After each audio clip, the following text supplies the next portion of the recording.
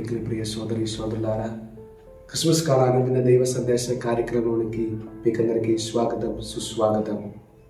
శ్రీరాముల శిశుడు యొక్క దివ్య పూజా బలిలో 3వ ప్రణామ జపంలో మనము ఈ విధంగా ప్రార్థన చేస్తున్నాము. ఆయన తన మార్గమును స్వార్థ బుద్ధితో పట్టుకొని ప్రేలాడలేదు.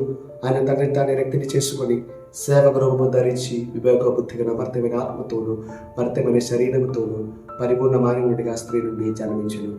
ఇది క్రిస్మస్ యొక్క సందేశం. ప్రేమైన దేవుని బిడ్డలారా, తన దైవత్వాన్ని విడిచిపెట్టి ఒక మానవునిగా మన మధ్యలో నివసిస్తున్నటువంటి దేవుని యొక్క పండుగ క్రిస్మస్ పండుగ. మనం ఏ విధముగా ఈ క్రిస్మస్ పండుగకి మనం సిద్ధమవుతున్నాం అని మనం ఆలోచించు. మన దివ్య పూజాబల్లో మనం ఈ విధముగా ప్రార్థన చేస్తున్నాము.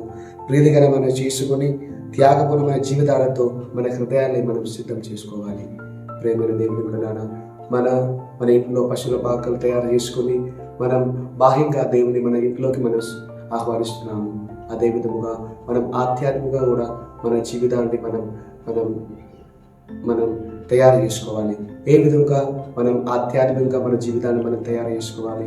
మంచి పాప సంగీతం చేసుకుని మంచి క్రియల ద్వారా దేవుని మన హృదయాల్లో స్వీకరించడానికి మనం ప్రయత్నం చేద్దాం.